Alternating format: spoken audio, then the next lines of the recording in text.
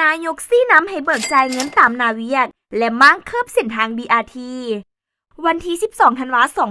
2025 ห้องว่าการสำนักงานนายกรัฐมนตรีขอถือเป็นเกียรติแจ้งการตกลงของทานนายกรัฐมนตรีมาอย่างทานเพื่อทราบคือ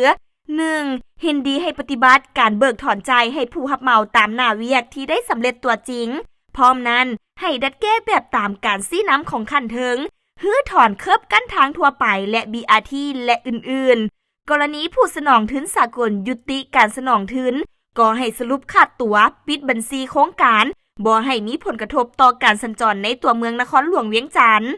2. มอบให้กระทรวงโยธาธิการและขนส่งองค์การปกครองนครหลวงเวียงจันทน์กระทรวงป้องกันความสงบสมทบกันแก้ไขปัญหาการสัญจรที่แออัดในชั่วโมงเร่งด่วนดังนั้นจึงแจ้งมายังทานเพื่อทราบและปฏิบัติตามเนื้อในแจ้งการฉบับนี้ด้วย